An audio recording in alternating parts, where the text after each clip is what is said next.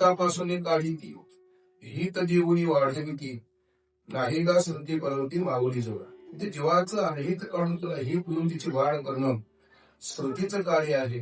संतीला बोलवणं हे संतांचं कार्य आहे. म्हणून यामध्ये 3 भाग आहेत. कांड म्हणजे विभाग आहे. सरासरी आपण चित्र बघितलं तर ज्ञानोबांचे एकूण 5 ग्रंथ आहे. त्यातले 2 ग्रंथ 3 भागामध्ये आहे. एकूण 5 ग्रंथ कोणकोणते? ज्ञानेश्वरी, हरिपाठ, अभंगाथा, चांगदेव पासष्टी आणि अमृतम. त्यापैकी 2 ग्रंथ हे 3 भागामध्ये आहे. हरिपाठ आणि ज्ञानेश्वरी. आपण रोज हरिपाठ म्हणतो, पण 9 आवडी झाले की भजन आहे. सगुण हे ध्यान, पुढं भजन आहे. ज्ञान देवा गोडी हरिनामाची जोडी, पुढं भजन आहे. आणि समाधी संजीवन हरिपाठ जर हरिपाठ झाला. संतांचा अभंग आहे 9 ते 47. म्हणजे पहिला भाग आहे तो कर्माविषयी, असोरी संसारे जिवले वेगू करी. दुसरा भाग आहे तो उपासने विषय आहे, हरी बुद्धी जपे तोंड तुट. आणि तिसरा भाग आहे तो ज्ञानाविषयी आहे, रिकाम अर्ध घडी राहू नको. कर्मकाळ, उपासनाकाळ, ज्ञान अशी ज्ञानेश्वरी सुद्धा. पहिले 6 अध्याय कर्मसार. 12व्या अध्यायातील अत्रिष्ट सर्व भूताना या श्लोकापर्यंत उपासना आहे. उर्वरित ज्ञानेश्वरी ज्ञान कांड आहे. पण याच्यावर अशी शंका निर्माण होते, 5 भाग का सांगितले नाही किंवा 2 भाग का सांगितले नाही, 3च का सांगितले? तर शास्त्र असं वर्णन करतो की जीवाच्या पाठीमाग अनादिकालापासून 3 दोष आहे. मग, विक्षेप आणि आवरण. त्या दुसरी मराठी नाव 3 आहे. मग म्हणजे बाप, विक्षेप म्हणजे चंचलता, आवरण म्हणजे स्वस्वरूपाचा अन्य. 3 भाग. ते 3 भागांना 3 दोष निघून जातात. पहिल्यांदा निष्काम कर्म घडलं तर पाप निघून जातो. अतिशय सूक्ष्म पाप आहे. पापाचे शास्त्रकारांनी काही प्रकार पाडले आहे. कायिक पाप, वाचिक पाप, मानसिक पाप आणि महापापामध्ये परत 5 प्रकार पडतात. सुनापान, ब्रह्महत्या, परस्परागमन, गुरुपत्नीकडे वाकडं न बघणं, चौघांची संगत करणं. किती झाली? 5. हे पाप जर निघून जायचं असेल तर आपल्याकडून योग्य कर्म घडलं पाहिजे. योग्य काम होतो. कर्माचं दाखवून भाग मोठा आहे. जवळजवळ पहिल्यांदाच भाग मांडलेला आहे ज्ञानेश्वरीमध्ये. म्हणजे विहित कर्म, निश्चित कर्म. वेदबाह्य कर्म आहे तर निश्चित कर्म म्हणलं. आणि वेदमान्य कर्म आहे. ते वेदमान्य कर्मामध्ये 4 पोट प्रकार आहे. नित्य कर्म, नैमित्तिक कर्म, काम्य कर्म, प्रायचित्त कर्म. त्यात सुद्धा 2 कर्म कधीही मनुष्यानं करायचे नाहीत. 2 कर्म कधीही मनुष्यानं चुकवायचे नाही. आपण जर पंढरपूरला गेलो तर पंढरपुरात जास्त विधी जो वारकरी करतो तो देकोविधीच करतो. कोणी चौकट लहान लावला आपणही लावायचा, कोणी खाली उमऱ्याला वाकलं आपणही वाकायचं, कोणी गडू कांबळा भेटलं आपणही भेटायचं, कोणी कान धरून नाचलं आपणही नाचायचो. कशासाठी? माहिती. जास्त असंच कर्म आहे. मी तर वर्षाला विचारतो की तुम्ही कान धरून का नसतात? लोक नसतो म्हणून नसतो, काही माहित नाही आपल्याला. धर्माने असं प्रमाण आहे, जे कर्म आपण करतो ते शास्त्राला मान्य आहे का, वेदाला मान्य आहे का, संत पुरस्कृत आहे का, ते बघून करायला पाहिजे. तुकोबारांचा एक अभंग आहे, मी अवकुनी अन्यायी किती म्हणली सांगू काय, पुरे पुरे हा संसार. देवाने नकळत दोष घडले, मला क्षमा करा. आम्ही ज्यावेळी शाळेला आहोत त्यावेळी ते गुरुजी आता सर आले तिकडे आता वळायचं म्हणून. पण गुरुजी म्हणते एखाद्या विद्यार्थ्यानं अभ्यास नाही केला त्याला ते उभं करायचं. मग आमचा अभ्यास दाखव. गुरुजी मी केलेला नाही अभ्यास. कान धर, 10 बैठक्या मार आणि जागेवर जाऊन बस. म्हणजे त्या नाही केल्याची शिक्षा. मग देवापुढे जाऊन शिक्षा कोणती घ्यायची? निश्चित कर्माची नाही. शास्त्र असं वर्णन करतं, कान धरीपर्यंत म्हणजे निश्चित कर्म करायचे नाही. कधी याला पाहिजे तर कर्म कधी मनुष्यानं करायचे नाही. आणि दुसरे कोणतं कर्म करायचं नाही? काम्य कर्म. सारखी माणसं बघा, धनांदी, भार्यांदी, पुत्रांदी. ते आमच्या गावाच्या वर चढणीशिवाडी म्हणून गाव आहे, फार मोठं मंदिर आहे महादेवाचं. आम्ही जाते सोमवारी यात्रा बनते. मी कधी बघितलं काही माणसं अशी डोळं झाकून असं बोलून तास करून बसतात. काय मागतात कोणाच ठाऊक. एक गाथ्यामध्ये वाक्य आहे, काही न मागे कोणाशी तोची आवडी देवाशी. न मागणारा भक्त देवाला आवडतो आहे. भिक्षापात्र अवलंबने जळोची लाची पवारांचं वाक्य आहे. नाही भिक्षा मागायची. मग काम्य कर्म का करायचं नाही? तुमच्या आमच्या सोबत तुमचं आमचं प्रारब्ध बांधून दिलेलं आहे. कधीही त्यात बदल होऊ शकत नाही. आमच्या डोंगरामध्ये एक म्हण आहे, पळसाळा पालन 4 नाही काय 2 नाही काय, तुमच्या डोंगरातला पळस घ्या, कुठलाही पळस घ्या 3च पान. तसं प्रारब्ध हे कधीही बदलत नाही. प्रारब्धे जुळे धन, प्रारब्धे वाढे मान, सोसतरी शिवाया भजमना पंढरगाया, प्रारब्धीची होय सुख, प्रारब्धीची होय दुःख, प्रारब्धीची भरे पोट. तुका करणार बघ, तुकोबाने कधी माझं पोट भरलं नाही. मी उपवासी राहिलो, कधी तर कधी केली नाही. म्हणजे पोट सुद्धा प्रारब्ध अधीन आहे. जनावरांचे 2 प्रमाण आहेत. पौर्णिमेपासून अमावास्यापर्यंत कधीही चंद्र मोठा होत नाही. हळूहळू हळू कमी होत. जर हे उलट असेल, अदृष्ट प्रतिकूल आहे, ते हळूहळू हळू निघून जाईल. आणि जर हे अनुकूल असेल, तुम्ही कुठलाही व्यवहार कर तर तुम्हाला प्राप्ती होईल. म्हणजे अदृष्ट झाली उदासू, पालते श्रीमंतीचा विलासू, का पूर्वी पाठीशी पावशी पार्टे देसा, भाग्याची भरशी, बुद्धिमाची मिशी, संपत्तीचा अपयशी घर देते. जनावरांचं म्हणणं आहे काही जातं तर बदल होत नाही. एक पुढे 12व्यामध्ये एक प्रमाण आहे, ललाटीचे लिहिले न मुळीका काही गेले, काळे गोरे पण दुधले पिटवून येणे. दुधानं रोज कावण्याला अंघोळ घाला. पांढरा होत नाही, हे बदलत नाही. म्हणून कुणाकडेही काव्य क्रम काही हात पसरायचा नाही. हे कर्म करायचं नाही. मात्र 2 कर्म चुकवायचे. नित्य कर्म, नैमित्तिक कर्म. रोज येणारं कर्म तर नित्य कर्म म्हटलं, कधीतरी येणारं कर्म तर नैमित्तिक कर्म म्हटलं. देवांच्या जयंत्या, संतांच्या पुण्यतिथ्या, वर्ष श्राद्ध, पंढरीची वारी, अजून तुमची 15 दिवसाही एकादशी नैमित्तिक कर्म आहे. आणि स्नान संध्या, हरिपाठ, ज्ञानेश्वरी वाचन, आई वडिलांचं स्मरण करणं, श्रीगुरूंचं स्मरण करणं नित्य कर्म आहे. 1-2 प्रमाण 12व्या अध्यायामध्ये आहेत बघा. विधी ते पाळी, निषिद्धा ते गाळी, मग देऊनी जाळी तर कर्म फळे. विधी निषेध पाळी, मग सुखे तो सरळ कधी आहे. विहित स्वीकार, निषेध त्याग कर. असं आपल्याकडे यथार्थ जर कर्म घडलं तर मला नावाचा दोष निघून जातो. म्हणजे पाप निघून जातो. एक दोष निघून गेला, दुसरं दोष आहे ना त्यांचे होतं आपल्यावर, त्याला उपासना सांगितली. म्हणून काही वाक्यामध्ये आपण ऐकतो, ठारींच वय सोनी कराई चित्त, आवडी अनंत अनुभवा. आणि बसायला शिकलं पाहिजे, एक चित्त व्हायला पाहिजे. ज्याला अळवायच्या दिवशी आपल्या अंतरणामध्ये आवड पाहिजे. ज्ञानोबांनी वर्णन केलं आहे, अंतिम तुला माझी प्राप्ती व्हायची असेल तर तू काय कर, तू मन हे मीच करी, माझी भजनी प्रेम धरी, सर्वच नमस्कारी मध्ये एकातील. म्हणजे शास्त्राचं वर्णन करतो, अनंत जन्माच्या निष्काम कर्मानं, निष्काम उपासनेनं म्हणजे मन निघून जातो आणि चंचलता निघून जाते. आवरण निवृत्ती होत नाही. या ज्ञान, विद्या, भ्रम, माया, कल्पना, संस्कृतीला ती एकच नाव आहे की त्यासाठी दोघांची निवडणूक आहे, एक श्री गुरु आणि संत. पण 4थ्या अध्यायाचा 4था श्लोक आहे बघा, तर तिथे प्रणिपातेनं परिप्रश्नेनं शिवया उपदेश किती ज्ञानम, ज्ञानाला हा दूरदर्शिना, ती ज्ञान पैगा करेल जरी म्हणे अति आणावी तरी संताया भजावी सर्वस्विशी. आणि 15व्यातला 15वा श्लोक आहे, सर्वस्यच्या हृदय सन्निविष्ट मतस्मर्त्रे ज्ञान मपोहनंच वेदेश सर्व हमी भवेत्यो वेदांत बुद्ध अंत्यवंच राहून. अर्जुना, येरवी सर्वांच्या हृदय देशी मी अमुक आहे ऐशी, जे बुद्धीस प्रहरची ते वस्तू गावी. मी सगळ्यांच्या हृदय आमची व्यापकत्व नाही. कळ नका संतास व्यवस्था योग ज्ञानी पैसता गुरुचरण उपासना व्हायला की असं म्हणणं केलं. अज्ञान अविध निघून जायचे असेल तर श्रीगुरूंची गरज आहे. आणि आता तसे श्रीगुरू भेटणं फार कठीण आहे, संतही भेटणं फार कठीण आहे. आडनावाचे संत पण भरपूर भेटते, मी संतांना सांगणारी भरपूर भेटते, पण संत यथार्थ भेटत नाहीत मला. निर्णय सातवणी तुगाटेसी लोटांमध्ये अस्तीच्या महापुरी रेताची कोटीवरी तरी प्राप्तीच्या पहिले तरी उभायला पावे. भक्तिगंगेमध्ये सगळे वाहत असतात, पैन तरी टाकणारा कोणतरी वाहक त्याचं नाव संत असं आहे. म्हणून 1983चे 3 भाग आहे, कर्मकांड, उपासनाकांड, ज्ञानकांड हा एक भाग आहे. आणि दुसरा भाग असा आहे, यामध्ये प्रसंग आहे. म्हणजे एकूण युग 4 आहे, कृतयोग, त्रेतायोग, द्वापारयोग आणि चाललेलं चांगला आहे का कलियुग. कलियुग चांगला चांगला आहे.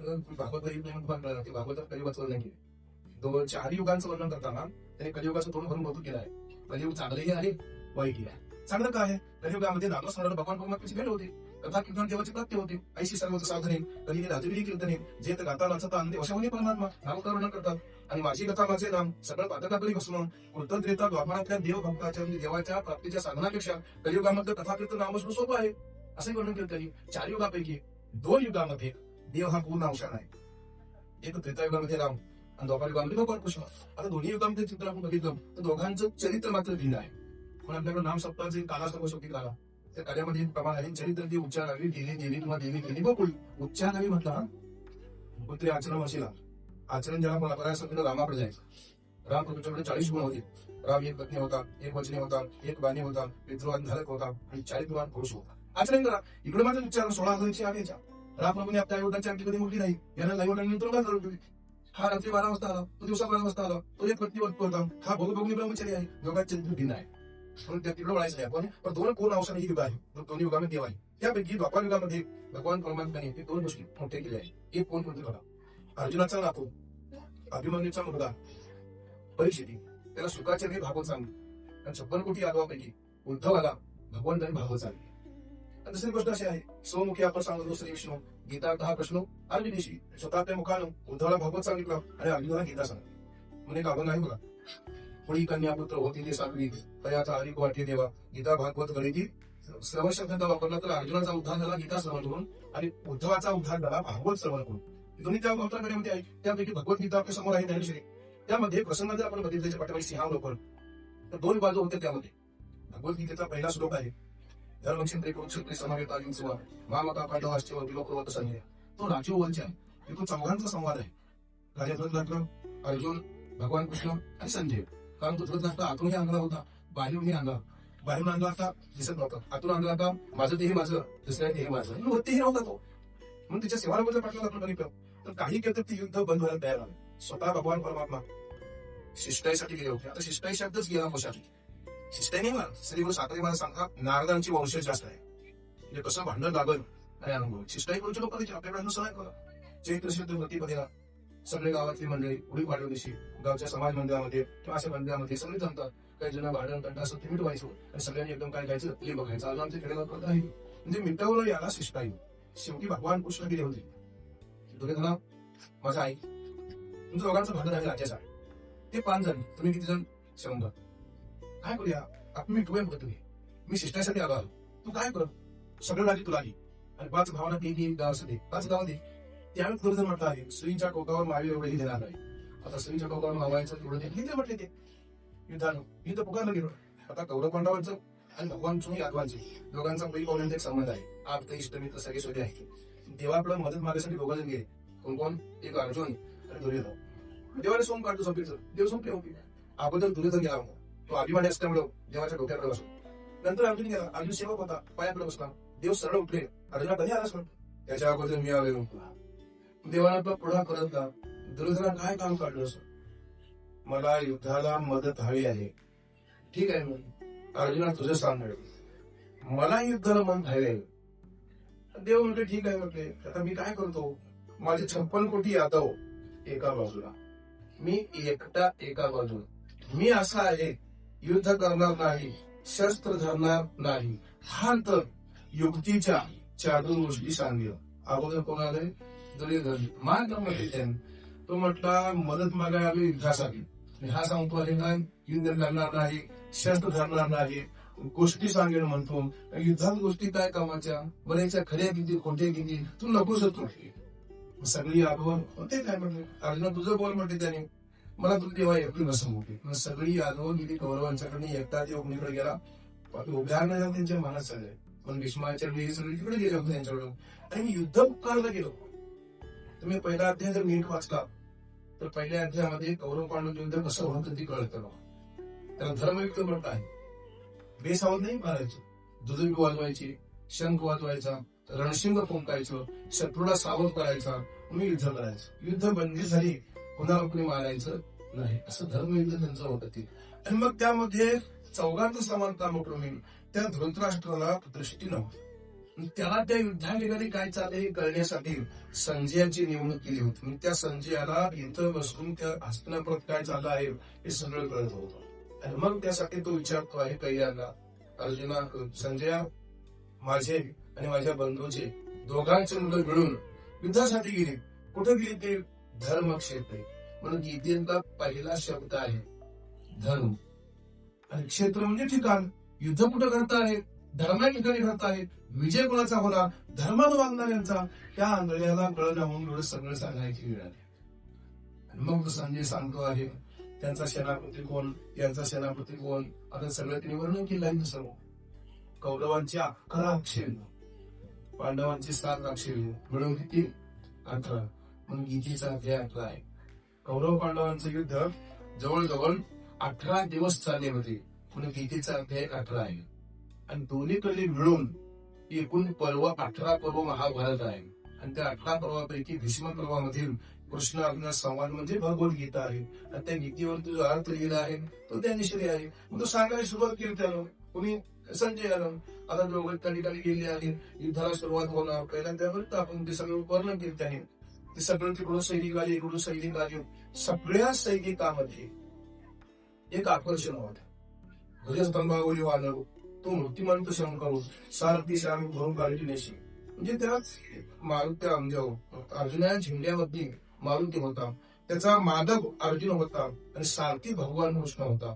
तो अर्जुन म्हणतो आहे मालक असणारा, हे भगवान कृष्णा तुम्ही सारथी आहात ना, मला पुन्हा युद्ध करायचं, मला पळून दिला. तुम्ही काय करा, दोन्ही सैन्याच्या मध्यभागी मला रथ घेऊन उभं करा.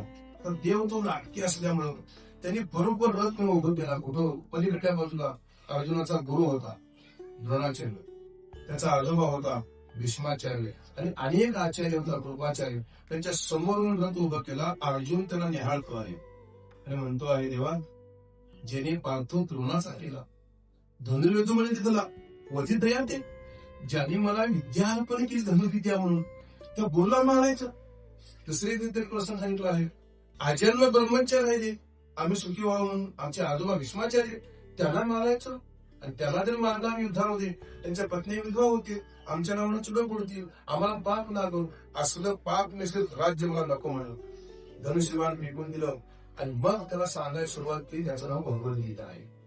मग आता तुम्ही म्हणणार ते सांगितले अर्जुनाला आमचा काय संबंध आहे? तर म्हणजे असे क्रमात सांगायचे, अर्जुनाला गीता सांगितली तर आम्हाला सांगितली, निमित्त आहे अर्जुनाची एक पांती जे परिश्रय योग्य होती तीही कृपा करून संधी अवधान द्यावी. अर्जुनासारखा कोणी आपल्या सुधारापाशी शंकावर आहे त्यांना अवश्य भगवद्गीता ऐकली पाहिजे.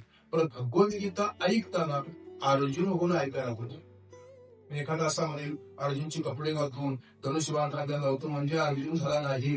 अर्जुनाची बुद्धी धारण केली पाहिजे. अर्जुनाची बुद्धी कशी होती? सुमन होती, शुद्धमती होती, अनिंदक होती, अनन्यगती होती. म्हणून गौप्य तया होती, चावळची सुखी. अर्जुनाची बुद्धी कुणाचीही निंदा करत होती, आमची बुद्धी कुणालाही सोडत आहे. म्हणून तो फरक आहे. गीता करायला काही वेळ लागत नाही मला. पण सुमन होती, शुद्धमती होती, अनिंदक होती, अनन्यगती होती. म्हणून त्याला कळलेली आहे की भगवद्गीता. तात्पर्य आपलं बघितलं तर पहिल्या अध्यायात थोडक्यात सांगितलं आहे असं धनुष्यबाण पिकून दिली. आणि मग दुसऱ्या अध्यायातून सुरुवात केली आहे तर 4 शंका सांगितल्या. काय इथं करत नाहीस तू अर्जुना? तुला असं वाटतं का की मी मारली तर मरते? तुला असं वाटतं का अर्जुना युद्ध करताना देहाचा नाश होईल? तुला असं वाटतं का अर्जुना आत्म्याचा नाश होईल युद्ध करताना? आणि तुला असं वाटतं का अर्जुना स्वधर्माचा नाश होईल? चारींची उत्तर दे. काय युद्ध करणार तू? तुला असं वाटतं का मी मारली तर मरतील? मालक तू आहेस का मी आहेसा? कोण मालक जगाचा? तरी आम्हाला वाटतं आम्हीच मालक आहोत. त्यात आमच्या डोंगरामध्ये भाग कापली आहे. काही लोकांनी मागास महत्व घातली, काही लोकांची लवकर झडा लागली, काही लोक म्हणतात पाऊस थांबला तर बरं, काही लोक म्हणतात अजून लागायला म्हणजे अजून कोसवायला नाही. त्यांना कुणाचं ऐकायचं सांगा? मालक तू आहे ना. म्या बोलविल्या विरू बोली, म्या चालविल्या स्वर्ग चालेल, म्या हलविल्या प्राण हरेल, जगात ते चालिता देवाने सांगितलं आहे. गतीय भरता प्रभू साक्षी निवास संशोधन वर्णन त्यांनी केलं नव्या अध्यायामध्ये. माझ्या आज्ञेनं वारं हलतं, वेद बोलतो, सूर्य चालतो, पाऊस लागतो, देवाच्या आज्ञेनं. तुझा काय संबंध? तू माझी मिळाला एक तुकारांचा अभंग आहे बा, देव मानवाची चालवी अभंगा, मी एक करता म्हणून नाही, साळुंकी मंडळ बोलत असे वाणी, बोलविता धनी वेगळाची, चाले कोणाची सध्या कोण बोलवितो हरी गेल, लेखवी ऐकवी के नारायण, तयाचे भजन चोखू नको, वृक्षाचे फळ आहे त्याची सत्ता, राहिली अलंकार मग कोपी, पान झाडासून देवाच्या सत्तेला हलता येईल. मग तू मारणार कोण? पहिली सत्ता सांग. तुला असं वाटतं का अर्जुना युद्ध करताना जेव्हा सल्ला सुरू त्यांनी लगेच सांगून टाकलं कोण शाश्वत आहे सांगा? आतापर्यंत कोण कोण गेले बघा. रामकृष्ण आले गेले, इथं होऊन आहे राजे तावता, दीपांवर जीव किती देहनाशावर तर ताईच राहणारच आहे. मग तू इथं का करत नाहीस? तिसरे शंका सांगितलं त्याला, तुला असं वाटतं का अर्जुना युद्ध करताना आत्म्याचा नाश होईल? तर आत्मा कधीही नाश पावत नाही. नैनं छिंदन्ति शस्त्राणि नैनं दहन्ति पावकाम न चेनेते यन्त्यापो न शुचेति मारुतः. आत्मा अग्न जळत नाही, पाण्याने भिजत नाही, वाऱ्यानं सोबत नाही, शस्त्रांत तरी अविनाशी आहे. पण आपल्याकडे एक प्रथा आहे बघा, एखादी व्यक्ती निघून गेली, ते भावपूर्ण श्रद्धांजली म्हणून पोस्ट असतं बघा, त्याच्या खालची शेवटची ओळ वाचायचो, ईश्वर मृत आत्म्यास शरशांती लांब. कसं कसं? ईश्वर मृत आत्म्यास शरशांती. आता ईश्वर आणि मृत कोण? आत्मा. हे बसतंय का सांगतो यामध्ये? आत्मा कसा मृत असतो? हो, ते सांगायला लावली की चारी लोक नाश का होत नाही तो, ते आत्मतत्व आहे ते. मग तू इथं का करत नाहीस? आणि चौथी शंका सांगितली, तुला असं वाटतं का तुला स्वधर्माचा नाश युद्ध करत नाहीस? तर प्रत्येकाला प्रत्येकाचं वर्णाचं काम वाटून दिले मी. ब्राह्मण, क्षत्रिय, वैश्य, शूद्र, ब्रह्मचर्य, गृहस्थ, वानप्रस्थ, संन्यास, आपल्या आपल्या आश्रमातून आपण काम केलं पाहिजे. तुम्ही गात्यात सगळे अनुभव काढून मला सगळे कोणते अजून गात्याचा लाग लागत नाही. वाची चला एका तासाभरात सांगून होण्यासारखं ते हे होता राजा म्हणजे त्याचा ते तुमचे युट्यूब आहे बघा, ते मिरवणूक नको बघा, हे जे त्या तुमचं इंटर नाही महाराज. उगा आपलं समाजाला घडवायचं ते सण चाललंय. मी तर तेच म्हणतो, कुठंतरी संप्रदाय बाजूला जायला आहे, हे राहिलं आहे बाजूला. अंतर्मुख होऊन मनवृत्ती होती काय काय अभ्यास करत पाहिजे. कसं गात्यात होत आहे बघा. धनाचा निषेध मांडला ते, धन मिळवली पोटी सवी नाही लंबोटी, द्रव्याची मागील काळी काळाचा राग, तुका म्हणजे संघ पोटाच्याचा, तुका म्हणजे संप्रदायाची होईल, सांगा ते कवडी गेली नाही, तुका म्हणे धन धनासाठी नीती प्राण. पण हे कसा अभंग आहे जोडून धन. इतर म्हणजे लोक सांगितलं हा अभंग फक्त गृहस्थाश्रमी पुरुषाश्रम आहे. म्हणून ब्रह्मचर्य आश्रम, गृहस्थाश्रम, वानप्रस्थाश्रम, संन्यासाश्रम, 4 आश्रम आहे. पहिली 25 वर्षे ब्रह्मचर्य आश्रम विद्याभ्यास, 25 ते 50 गृहस्थाश्रम. तर 4 दिवस सांगितले. आचार्य, अतिथी, मातृ, पितृ, माता पिता देव गुरु, ऐसा ज्याचा एक विचारू, धन्य धन्य तयाचे शरीर, नर नोहे तो ईश्वर, 4 दैवते समान मानू, शरण एकदा येणार. 4 दैवत सांगितले. 4 दैवत सांभाळण्यासाठी जोडलं या धर्म. कसंही नाही सांगितलं मला, उत्तम व्यवहार, उत्तम व्यवहार म्हणजे मिळवा म्हटलं, पण त्याच्यापेक्षा आसक्त राहून नका, ते चंचल आहे, उदास विचारी म्हटलं. वेच कधी म्हणजे खर्च कधी, कुठेही खर्च करायला सांगितलं. सब कर्माचं खर्च करायला सांगितलं. असं घडलं तर उत्तमाची गती तो एक पाहिजे. ही आश्रम व्यवस्था आहे, हा गृहस्थ आहे, ब्रह्मचर्य आहे, 50 ते 75 वानप्रस्थ आश्रम आहे, उर्वरित संन्यासाठी. भागवतामध्ये 2 ब्रह्मचर्य सांगितले, एक नैष्ठिक आणि एक उपकुर्बान. तुमच्या हक्कीच्या अंतरावर भागवत चालू आहे, पण येत नाहीत ना महाराज, ऐकावाची इच्छा होत नाही. तुमच्या हक्कीच्या माझ्यापेक्षा तुम्हाला जवळ आहे. मी गावात आमच्या येतोय, सोनाली बिले किती अंतर आहे, आणि मी दुसरा येताना ते तुम्ही यायला त्यांचं कोणी नसते तिथं. मी नंतर, कारण त्यांचं 10 फुटावर घर आहे, कुणाचं 20 फुटावर आहे, मग मी 10 किलोमीटर घेतलोय, पण मी यानंतर सगळे येतात. आवड नाही का मला, ऐकावाची इच्छा होत नाही, ऐकायला पाहिजे. नैष्ठिक ब्रह्मचर्य कसं सांगितलं आहे बघा. गुरूंच्या सानिध्यात राहून विद्याभ्यास केल्यानंतर वैराग्य जर प्राप्त झालं तर मध्ये 2 आश्रम चुकवता येईल, सगळ्याच येत आहे. आणि उपकुर्बान ब्रह्मचर्य कसं आहे, गुरूंच्या सानिध्यात राहून विद्याभ्यास झाल्यानंतर विधियुक्त पद्धतीने, विधियुक्त पद्धत म्हणतो आम्ही, गृहस्थ आश्रम स्वीकारता येतो. त्या गृहस्थ आश्रमात स्वतःने ब्रह्मचर्य आश्रम म्हटले आहे. तर तसा वागला तर ते कसं वागायचं हे पुस्तक आहे साखरे महाराजांचं. अशी ही भारतीय संस्कृती, अशी ही भारतीय परंपरा, त्यात त्यांनी सगळं वर्णन केलं आहे. हे आश्रम झाले, ब्रह्मचर्य, गृहस्थ, वान, संन्यास. पण संन्यासी खूप 4 सांगितले, दंडी संन्यासी, क्षेत्रीय संन्यासी, कुटीचक संन्यासी, विविध संन्यासी. हे आता फिरतात, हे संन्यासी त्यात बसत नाहीत महाराज. मुद्दाम मला सांगतो की एक संन्यासी तीर्थयात्रेला चालले होते आणि कुठेतरी एक मुक्काम पडला एका गावामध्ये. त्या गावामध्ये एका पडीला गेले. ती घरची माणसं म्हणते, संन्यासी मला तुम्हाला काहीतरी देतो घ्या. मी कुणाचं काही स्वीकारत नाही, मी संन्यासी आहे. ते घरचे लोक म्हणते, तुम्हाला काहीतरी आम्ही देणार, ते म्हटलं हो मी घेत नाही, संन्यासाला घेऊन ये असा नियम आहे, फक्त वंझळभर झाली विश्राम करायची, उद्या चित्र त्याला नाही त्यासाठी घेणार नाही. शेवटी त्यांनी काय केलं, एक लवंग आणि एक खडी साखरेचा खडा एवढं तरी घ्या म्हटली त्याने. तेवढं घेतलं, म्हणजे मुलं पावलं बांधून घेऊन त्या उभारणामध्ये काय म्हणतो तुमचं प्रारंभ सांगतो, देह पडला वारले तो कसं गावोळी सगळे. मग काय करायचं, संन्यासी म्हटलं डबल विधी करायला पाहिजे. निम्मे लोक म्हणजे आमच्या गावचे असे रड्डे नाही, अग्निश्वसन करायचा, त्यांची एकमत होईना. योगायोगानं काय झालं, त्याच गावातून आज ते भाऊ शंकराचार्य झाले हो. तेवढी महाराज महाराज या हे कोणते संन्यास आले होते, कोणते ते जायचं, अरे आमच्या गावात देह पडला आहे, मग आम्हाला काय कळ ना, अग्निश्वसन करायचे तर डबल विधी करायचे, थमा म्हणले की सांगतो. त्यांनी त्याला काय केलं, चाचपलं आणि ते म्हणजे हा संन्यासी नाही, याला संग्रह केला आहे. कशा संग्रह कळते ना, संग्रह बोलले कसं बघा. भागवतामध्ये 4 संन्यासी आहे, दंडी संन्यासी, क्षेत्री संन्यासी, कुटीचर संन्यासी, विविध संन्यासी. आणि त्यांना एक संन्यास सांगतात, मी माझी आईची आठवण, विसरण जयाचे अंतकरण, आठवा तो संन्यासी झाली. ही सगळी आश्रम व्यवस्था आहे. हे 4 आश्रम झाले, वर्ण नाही 4 आहेत ना, ब्राह्मण, क्षत्रिय, वैश्य, शूद्र. ब्राह्मणाची 9 गुण सांगितले, क्षत्रियाची 7 गुण सांगितले, का भूमिविधी नागोर वैश्य दर्शन सांगितले, आणि 4थ्याला सांगितली तिघांची सेवा शूद्राला. त्यापैकी देव म्हणजे तू कोणाही साथीला क्षत्रिय. क्षत्रियाने काय करावं, युद्ध करावं, तर त्याला 2 फलं मिळतील. आपण रोज भसायला म्हणतो ना, तर झालं की भसायला म्हणायचं. ते बोली आहे बघा, द्रष्टा दृष्ट विले, द्रष्ट काय अद्रष्ट काय दिले त्यांनी. वाल्मिक कसं आहे बघा, एक श्लोक आहे त्या अध्यायामध्ये, हतोवा तापसेस स्वर्गम जितवावा भोक्षिषे महिम. अर्जुना तुला 2 फलं मिळतील, एक द्रष्ट फल, एक अद्रष्ट फल. युद्धात जिंकलास तुला पृथ्वीचं राज्य मिळेल, द्रष्ट फल. युद्ध करता करता तुला वीर म्हणून आलं तर स्वर्ग प्राप्ती होईल, अद्रष्ट फल. आणि युद्धच नाही केलंस नागांस. हे असं सांगत सांगत देव 4थ्या अध्यायामध्ये आले आणि त्यांनी सांगितलं, अर्जुना तुला मी असं सांगतो आहे, असं पूर्वी मी सूर्याला सांगितलं, मनुला सांगितलं, यक्षाला सांगितलं, विवस्त्राला सांगितलं, आणि तेच ज्ञान मी तुला सांगतो आहे.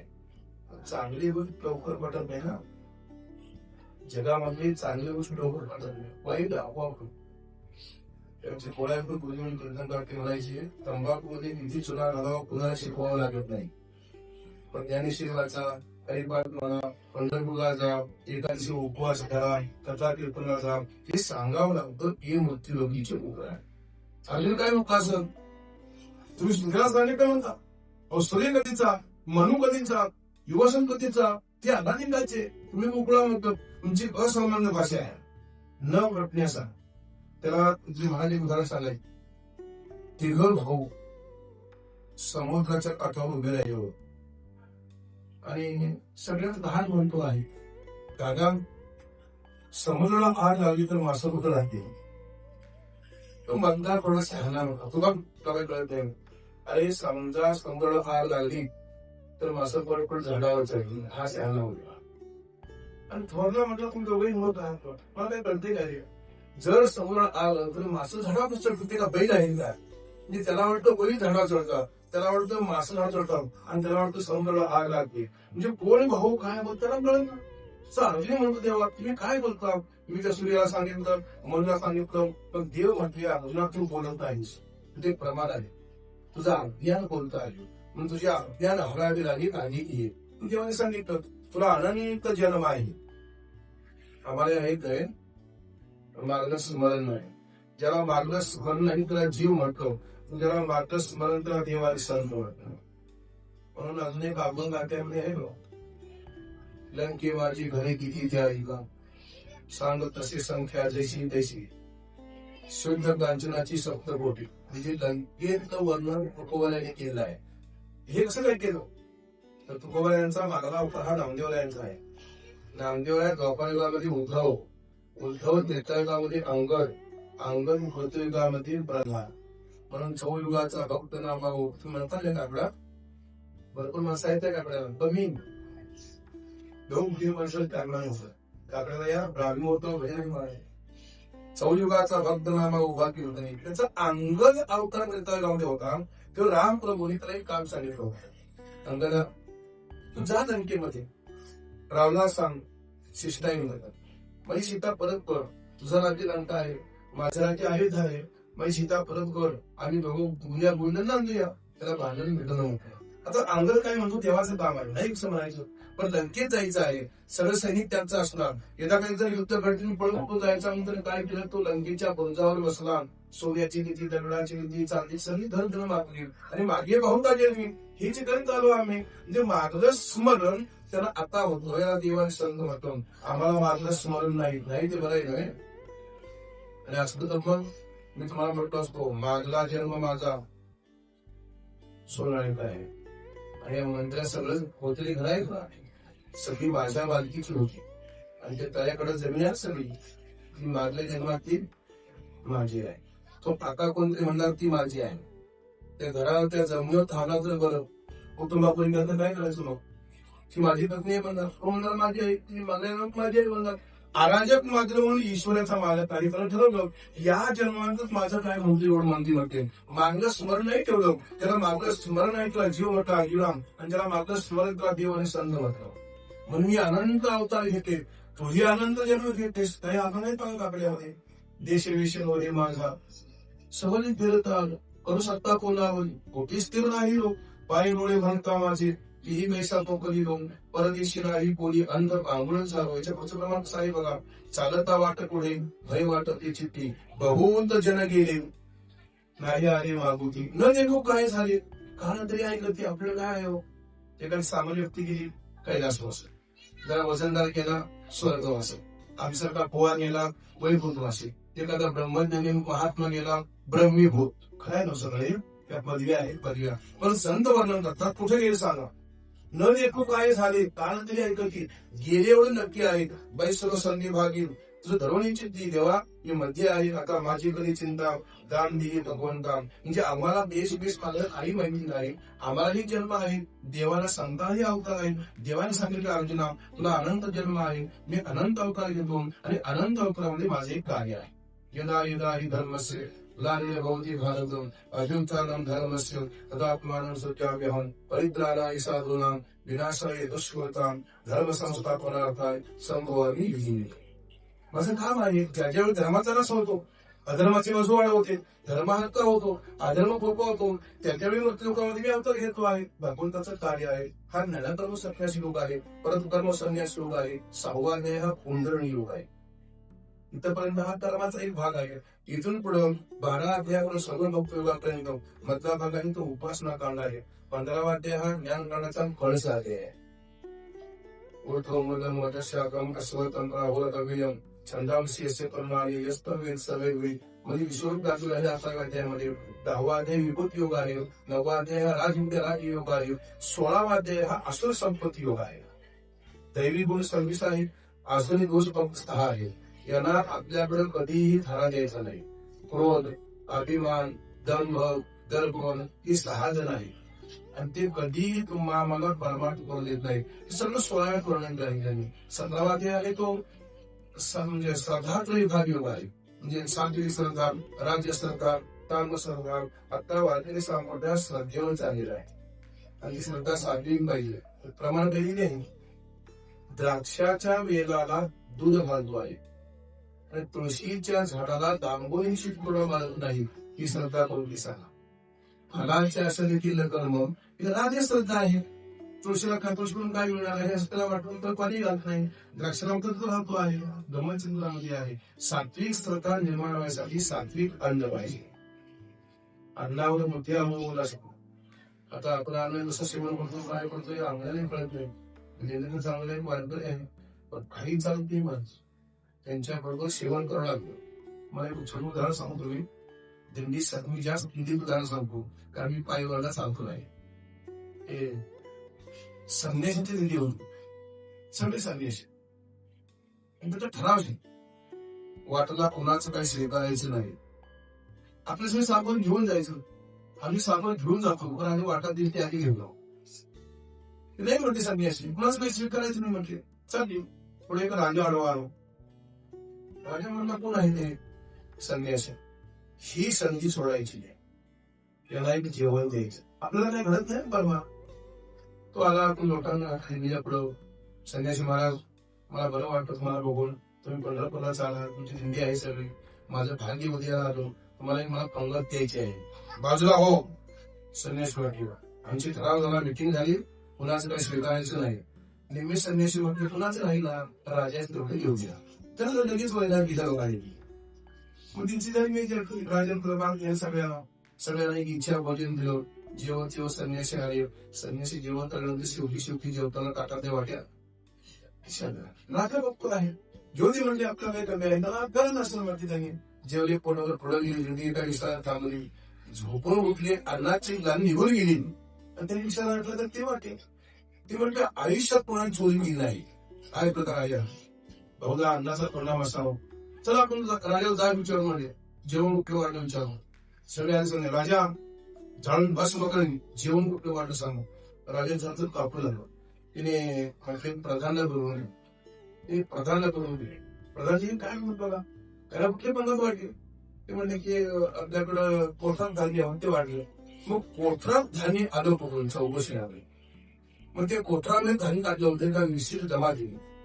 ते जमातले बघून ते समोर बघले, तुम्ही धान्य कुठलं आणलं सांग. ते म्हणते राजेसाहेब तुमचा आदेश आहे, आजच्या आज धान्य कोथरामध्ये आलं पाहिजे. आमच्याकडे शिल्लक नव्हतं, तुमचा आदेश म्हटल्यानंतर प्रमाण आहे. आम्ही रातोरात चोरी केली आणि धान्य टाकलं कोठारामध्ये. चोरीचं धान्य कुणाला गेलं, संन्याशाला. आणि ते धान्य खाल्ल्यामुळे त्यांची पृथ्वी चोरीची झाली. कुठं खावं काय खावं आपल्या सांभाळण्यामध्ये फार महाराज पावित्र्य आहे. अजून काही हाताच्या बोटावर मापणारी कीर्तनकार आपल्या घरी येऊन जेवण झाले. एरवी लांब असेल तर डबा घेऊ. आणि काही कीर्तनकार फोन करून सांगतात आमची व्यवस्था वेगळी केली पाहिजे. सांगून दिलं नाही. आमची तळाशीकडे महाराज घरून डबा घेऊन नाही, त्या मंदिरात बसायचं, खायचं, कीर्तन करून जायचं. आता हे सगळं बद्दल केलं. लोकांना सांगून झाले बुवाची व्यवस्था झाली नाही. कसली व्यवस्था. महाराज 4-4 महिने भंडाऱ्यावरती राहायचे. तुकाराम महाराज त्यांची विचार सांगतो आहोत आपण. काय लागते, पाहुण्या झाडी वरपडून पाला, मग ते विठ्ठल आळवावे. झाडाला पाला बघायचा, वरपडायचा आणि भक्ती करायची. म्हणून भक्ती कठीण 16 पोळी. परमार्थ हवी जिपुराच्या गोष्टी आधी भावापोटी अनवता. म्हणून ते प्रकरण श्रद्धांतरी विभाग योग आहे. सात्विक श्रद्धा, राजस श्रद्धा, तामस श्रद्धा आणि 18वादी आहे तो मोक्ष संन्यास योग आहे. त्याचा उपसंहार करताना त्यांनी असं वर्णन केलं आहे. शेवटी आपण श्लोक लिहित आहे, शेवटचा श्लोक आहे. शेवट श्लोक हा संजयाचा आहे आणि पहिला श्लोक आहे तो धृतराष्ट्राचा आहे. आणि मध्ये जे काही चिंतन आलेलं आहे ते अर्जुन आणि भगवान. ज्यावेळी अर्जुन बोलतो आहे त्यावेळी शंका आहे, भगवान बोलतो आहे तर त्याचं उत्तर आहे, असं चिंतन आहे. आता शेवटी म्हणून संजय तुला एक तर तुम्ही व्यासाला का म्हणून बसला आहे, तू काय सांगतो आहेस. मला या युद्धात विजय कोणाला पहिलं सांग. मला असं वाटतं आहे माझ्या मुलांचे 8 अक्षर, पांडवांचे 7 अक्षर कमी. माझी मुलं 100, त्यांची मुलं 5. संख्या आमच्याकडे आहे, नक्की आमचा विजय होणार आहे. पण मला थोडा संशय निर्माण होतो. म्हणून तुला तुझं भविष्य मला विचारायचं आहे. आता तू संजय विचार करतो आहे, याचा जीव खाऊ मला याला नक्की आहे. आणि डायरेक्ट त्यांच्या मुलांचा पराभव म्हणावं तर त्याला खपणार नाही. म्हणून त्याला ठरवून सांगितलेलं आहे.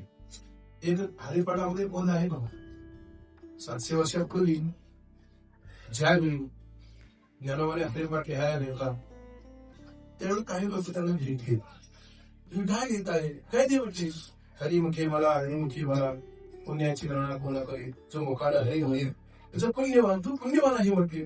मग तुम्ही पुण्यवान सांगितला, पापी कुणाला म्हणणार सांग. आता मी जर तुम्हाला म्हणतो की सगळी माणसं पापी आहे, गावातून बाहेर सोडून काढलो, तुम्ही कसं ठरवलं पापी.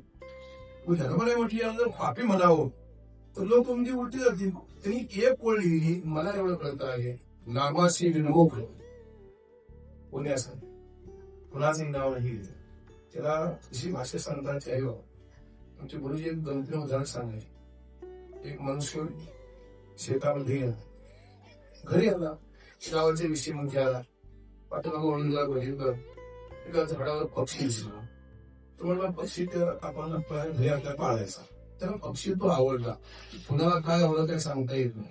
तो श्रीमंत होता, पक्षी त्याने आपल्या घरी आणला. तो म्हटला आपल्या घरी हा पक्षी पाळायचा. त्याला वेळ नसायचा व्यापार. त्याने 2-3 नोकर नेमले. तिघांना सांगितलं तुम्हाला जीव खाऊन घातलं जाईल, पोटवर तुम्हाला पगार दिला जाईल, पक्ष्याची योग्य निगा करायची. जर तिघांपैकी पक्षी मेला म्हटलात ना, फाशी देईल. ते तिघ डोळ्यात वाक म्हणून रात्र दिवस पक्षी सांभाळायचे. पण शेवटी नाव काय आहे आपल्या जन्म म्हणून लोक आहे. आमचे गुरुजी महाराजांचे बारसं झाले ना, 12 पक्षी मेला तू. त्या माणसाला सांगायचं मेला म्हणून. तर ते एकटं म्हणतात मी सांगू. ते गेले, त्याला पहिला प्रश्न विचारला पक्षी बरा आहे नव्हे? नाही, मी तू झोपताना होता. मेला बाहेर द्यावे गेलो. दुसरा त्याने विचारलं काय पक्षी बरा आहे का? हो, तो रात्री झोपला आहे, अजून उठेल नाही. तोही मेला बाहेर द्यायला, तोही गेला. आता शेवटी एकटं राहिला. तो म्हणता काय होईल होईल म्हणता. त्याने विचारलं पक्षी बरा आहे ना? तो रात्री झोपलाय, हालत नाही, बोलत नाही, चालत नाही. अरे मेला म्हणा, तुम्ही मला म्हटला मी विषय म्हणून गेला. मी जर मेला म्हणतो मी भाषामध्ये शिला, तसं संजय म्हणला याच्या मुलांचा पराभव म्हणावं याला खपणार निमंत्रण फिरवून सांगितलं. त्याचं नाव शेवटचा सुरू आहे. मला एवढं कळत नव्हते.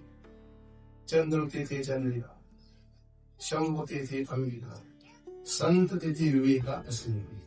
राजा मला एवढं कळतं म्हटले जिथं चंद्र आहे त्या ठिकाणी चांदणे आहे. प्रचंड आकाशामध्ये चांदण्या कोण असं काही नाही आहे. शंभू तेथे अंबिका, जिथं शंकर आहे त्या ठिकाणी पार्वती असं खरं आहे का? पार्वती कैलासामध्ये शंकर वैकुंठामध्ये असं नाही हो. त्याला भविष्य सांगितलं चंद्र तिथे चंद्रिका, शंभू तिथे अंबिका, संत तिथे विवेका असणे. ज्या ठिकाणी संत आहेत त्या ठिकाणी आत्मा नाही विचार आहे. विवेक हा शब्द कसा आहे हो? विवेकाला विचार म्हटलं. आपल्या सामान्य भरपूर ग्रंथ आहे पण आपल्याकडे वाचायला वेळ नाही ना. मला आता लोकांना वाचायला टाइम मनी म्हणून संवाद संपलेला आहे. सगळं आमचं गाव डोंगरामध्ये आहे. त्या तळाशी पाठीवरून वर काही वाहन असायचं. 10-10 किलोचा बाजार काय असेल ते पाठीवर घ्यायची खांद्यावर 1 मेगावर बोलत जायची. त्या तळाशीच्या डोंगरा गेले ना 2-2 तास त्या वारड्या गप्पा मारत बसायचे. आता लोकांना आपल्या सुविधा आहेत, बोलायला वेळ नाही. मी ते एकट्याला म्हणतो रोज मी एकटा जातो येतोच काय कीर्तनला, वा मला वेळ नाही कीर्तन सोडून देऊ का काय करणार सांगा. आणि आम्हीच म्हणायचं काय धावतं युग आहे, युग आले ते कलियुग आले ते असं आपणच लावून म्हटलं. मला त्या गाढवं 100 डोंगराने आणली होती कामासाठी. दिवसभर दगड मारती विटा वाळू ओढायचो. संध्याकाळच्या घरी पण यायचा. एवढ्या सगळ्यांना बांधून 2 मुठे आणायचे. तो फक्त काय करायचा त्याच्या गळ्या बोगद्याने घासून हात फिरवायचा आणि मागल्या कुठल्या पायाला असा घासून हात ठेवायचा की रात्रभर पाय येत आहे. काय म्हणतो माकड मला बांधलं. आम्हाला काय वाटतं आम्हाला कोणतरी बांधलेलं आहे. कुणी बांधलेली माझी गाभा त्यामध्ये मुक्त कासे या म्हणावे बंधनाची नावी ठावी. आम्ही मुक्त झालो. कसं म्हणतात तुम्ही मुक्तच आहात पुढचे बंधनही मला ते आपलं त्या डोंगरासारखं आपलं आहे. बांधलं असं वाटतो काहीही कुणी बांधलेलं आहे. म्हणून दुकानामध्ये घालून तयार भाग वाह संसार देवा पाहिजे असा विवेक आपल्याकडे पाहिजे. म्हणून एवढे ग्रंथ आहेत त्यापैकी असा एक ग्रंथ आहे पंडित निश्चल दास लिहिला. तो संस्कृत मध्ये विचार झाला. तो संस्कृत मध्ये होता. मध्ये कोणते दादूबंदी म्हणून आले हरदशास्त्री त्याने तो हिंदीत लिहिला. श्री गुरु साखरे महाराजांना तो ग्रंथ शुद्ध मराठीमध्ये लिहिला आहे. त्याची एकूण 7 तरंग आहे. त्याचा पहिला दुसरा तरंग आहे तो परमार्थामध्ये आदिपद सिद्ध केला आणि तो आदिपद सिद्ध करता त्याला 10 साधनं सांगितली. त्या 10 साधनांपैकी काही साधनं अंतरंग आहेत, काही साधनं बहिरंग आहेत. बहिरंग साधनात पहिलं साधन कोणतं असं विवेक आहे. जे म्हणजे विचार आहे त्याची व्याख्या की लॉंगफॉर्म केला. संत संगतीने आत्मा अविनाशी बाकी सर्व विनाशी चंचल असा बुद्धीचा निश्चय होणे विवेक म्हणत आहे. आणि मोठा असतो संत तेथे विवेका असणे की असं वर्णन त्यांनी केलं आहे. आणि मग पुढची गोष्ट लिहिली आहे गुरु देत ज्ञान ज्ञानी आत्मदर्शन दर्शन समाधान अतिदेशी. जर तुम्हाला आम्हाला आपल्या स्वरूपाचं ज्ञान व्हायचं असेल तर सद्गुरू पाहिजे. सद्गुरूंची व्याख्या त्यांनी केली आहे क्षत्रिय ब्रह्मनिष्ठ कृपा. 6 शास्त्राचा अध्ययन झालेला शिष्याच्या शंकेचं निरसन करता येणार असोप्रिय अजून शास्त्र किती आपल्याला माहिती नाही. दर्शन शास्त्र म्हटलं आहे, आस्तिक आहेत, नास्तिक आहेत. आस्तिकामध्ये 6 शास्त्र, त्यातली शेवटची 2 शास्त्र कोणती असतील तर उत्तर मीमांसा आणि पूर्व मीमांसा. पूर्व मीमांसा जैमिनीचा आहे, उत्तर मीमांसा व्यासांचा आहे. व्यासाचं शास्त्र तुम्हाला प्रमाण मानलेलं आहे. मध्ये कनादा आहे, कपिला आहेत, पतंजली आहेत, सांख्य आहेत. ही सगळी शोधून घेऊन आधी शंकराचार्य मानलेलं कोणतं शास्त्र असतं तर ते शेवटचं आहे, उत्तर मीमांसा म्हटलेलं आहे. ही शास्त्र सगळ्याचा अध्ययन होऊन शिष्याच्या शंकेचं निरसन करता आलं पाहिजे. त्याला श्रोत्रिय म्हणतात. असा गुरु पाहिजे महाराज, ब्रह्मचर्य पाहिजे. असो ऐसा कुठे आठवची नाही, तेही जीवनी भोग दशा आणि सहज बोलणे हित उपदेश करून साया सज्ज मिळते. असा कृपाळू पाहिजे. त्या ठिकाणी हे ज्ञान असतं. गुरु ते ज्ञान ज्ञान झालं म्हटलं की दर्शन हो. दर्शन म्हणतो जे जे गेले खोल ते मानले भगवान.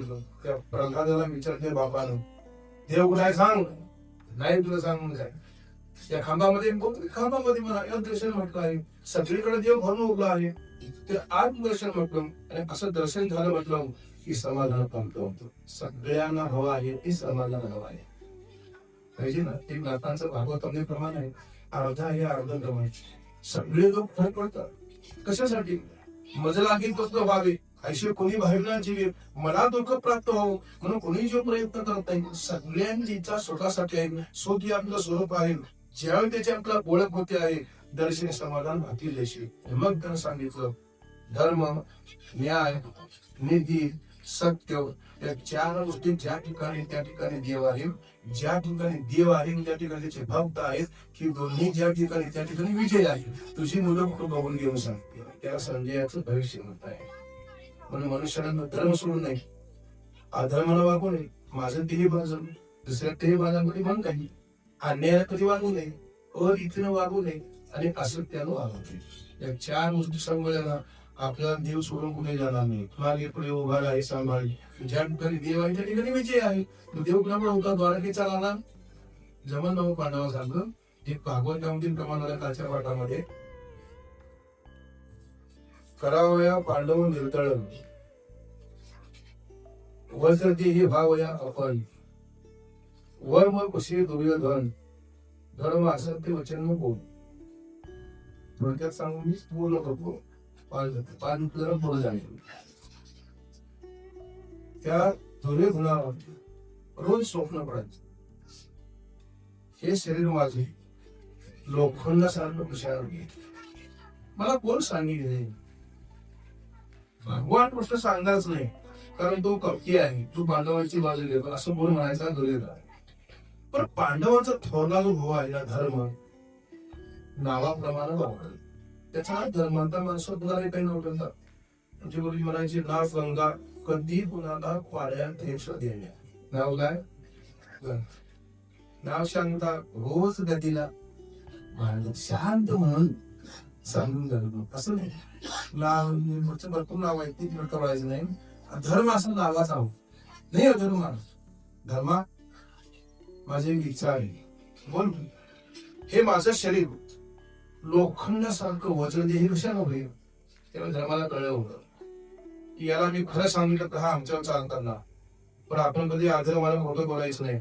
जरी आमच्यावर चाल करून आला तरी आम्हाला वाचवणारा बोलतोय की आमचा मागे पुढे उभा राहायचा ठाम निश्चय होता. आम्ही डळवळतो. वचनानंतर कसं होईल, वाहनानंतर कसं होईल, आणि त्या कार्यबंधनानंतर तुझी कीर्तनानंतर कसं होईल, डळवळत होते. महाराज सांगून टाकलं त्यांनी, तुझी आई गांधारी तुळशी आहे, तुझा बाप पांढरा आहे. विवाह झाल्यापासून तुझ्या आईनं पार्थिव धर्म स्वीकारलाय. हे जग माझ्या बापाला दिसत नाही, मी बघणार नाही. पट्टी बांधली आणि ती पट्टी जर तुला सोडून बघितला नकशी खान तुझं शरीर लोखंडासारखं होतं. तेवढं त्याला वाटलं बाबा. परत फोन केला, आई डोळ्याली पट्टी सोड. नाही सोडणार मी. आई पट्टी सोड. का सोडू सांग? तू मला नकशी खान बघितलंस ना तर माझं शरीर हे लोखंडासारखं होतं. ते तुला कोणी सांगितलं? कृष्णाला सांगायला नाही दिले, पण म्हणजे काय कारण तिचाही विश्वास देवावर नव्हता म्हणून तो संपलं सगळं. नाही सांगत धर्माला सांगितलंय बरोबर आहे, मग तिचा कपडे उठून येईल. आता देव म्हणते हा जर वजूदे झालो म्हणजे पांडवांचा काय म्हणून कपडे उतरून चालला होता. देव चक्क ब्राह्मणाचं भेटतो एका वाटेवरती उभे आहे. दुर्गा पुरुष हा काही ओळख नाही, थांब थांब रामला म्हणला, मला आई समोर असं उभारायचं. वेळ आहेस का तू? तर तुझी आई आहे ती, तू राज कुमार आहेस, तुझ्या अंगावर वस्त्र नाही, तर तुला कोणी सांगितलं हे धर्माला सांगितलं ते काय धर्म काय असं ते ब्राह्मण वाटले. मग ब्राह्मणाने काय करू, जाताना हा कापड इकडूनच गेला होता. हे बघ तो असा तो दिला की कापड घे आणि कमरे भोवती गुंडाळ. ती कापड बरोबर गेला. आई डोळ्याला पट्टी सोडली, त्याला बघितला, परत पट्टी बांधली. आई म्हणली, बाळा तुला मी काय सांगितलं होतं, सगळी कपडे उतरवून ये. कशाला कापड बंद झाली? आई मी सगळी कपडे उतरून आलो होतो. वाटते ब्राह्मण भेटले आणि त्यातले कापड दिलं. त्यानंतर आई वाटते, बाळा तो ब्राह्मण नव्हता, भगवान कृष्ण नव्हता, तुला फसवलं. विमान कथा कुठं मारली वाचलंय का नाही भागवान? जरा वाचित जावं मांडीवर मारली, मग मांडीवर कापड कुणी बांधलं? कृष्ण. असा धर्म होता, त्या ठिकाणी देव होता. म्हणून धर्म, न्याय, नीती, सत्य पाहिजे आपल्याला. हे सगळं महाभारत झाल्यानंतर भगवान कृष्ण धर्माला घेऊन पाताळावर टाकली. त्या ठिकाणी असा एक पुरुष बांधलेला होता, तो आलोकर बिडोकत यायचा. धर्म म्हणजे देवा हे काय बरोबर आहे का? हे असं बांधलं योग्य नाही एखाद्याला? काम म्हटलं नंतर सांगतो.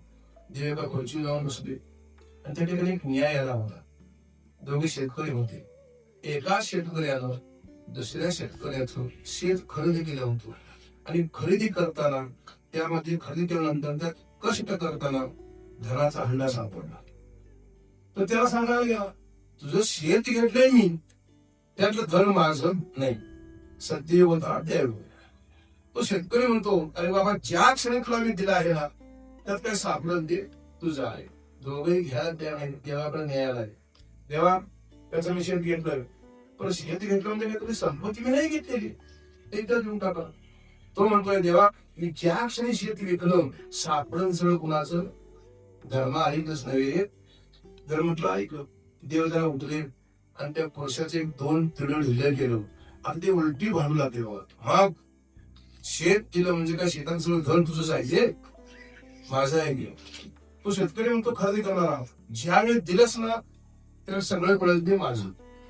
धर्म विचार करतो आहे, मग हे घ्याय तयार नव्हते, आता द्याय तयार नाही. हे म्हणजे धर्मान त्या पुरुषाचा प्रकार आहे. तो पुरुष म्हणजे कोणाचं तर कार्य आहे. आणि त्या कलियुगामध्ये तुमचं आमचं जीवन आहे, कसं राहायचं बघा. पाण्याचा प्रवाह आहे, मास म्हणजे त्यात म्हैशी सोडल्या, लाट बरोबर गेला, घोडा सोडला, वापडा गेला, कुत्रा सोडला, वापडा गेला, आणि मासा सोडला.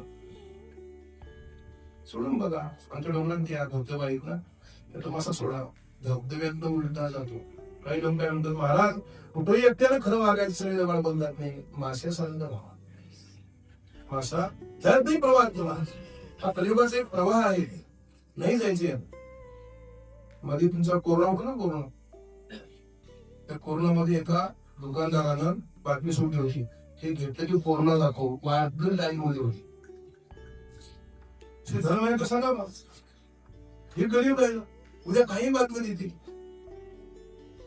नाही. माशासारखं राहायचं, संत विचार समोर ठेवून, आपलं दैवत समोर ठेवून आपला व्यवहार असावा. आम्हाला काय वाटतं, कोणी काय बघितलं चोरी की ते पश्चिम महाभूत आहे, देव आहे, चंद्र सूर्य आहे आणि पुढे साक्षीला पाहिजे.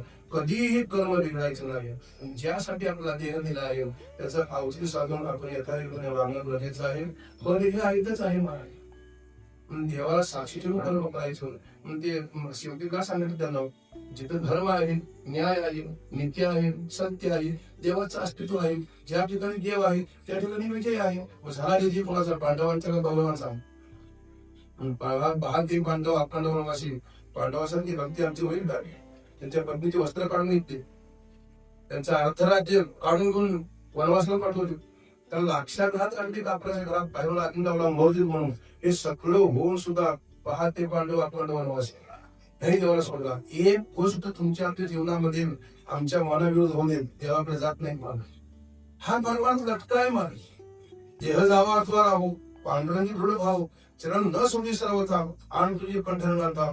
जरी हे आकाश वर तुडप आहे, ब्रह्मगुळ भंगाचा आहे, वडवाण बोन काय, पण तुझीच समीप आहे का विठोबा. माझ्या वडिलांची विरासी का देवा, तुझी चरण सेवा पांडुरंगा. परमार्थ कधी रूप होतो आणि काय म्हणतो शेवटी पण सकळ दुःखाची निवृत्ती होते आणि आपल्याला परमार्थिक नाम ते होते ज्ञानाच्या ते पण आहेत ना. तुका म्हणे कातो अनुगाची लाडू नगाचा म्हणून घ्या तुम्ही सर्व सुख द्यावं सर्व अलंकार आनंदी निर्भर तुका म्हणे आम्ही झालो आमले लागणे दीपातो पुण्यंगा अशी जर आपल्या अनुभवती आपली इहकर लोकी यात्रा पूर्ण होते आणि देव प्राप्त होतो म्हणजे मोक्ष प्राप्त होतो. असा देव सगळ्यांना प्राप्त व्हावा. देवाकडे मागणी मागूया आणि थांबूया.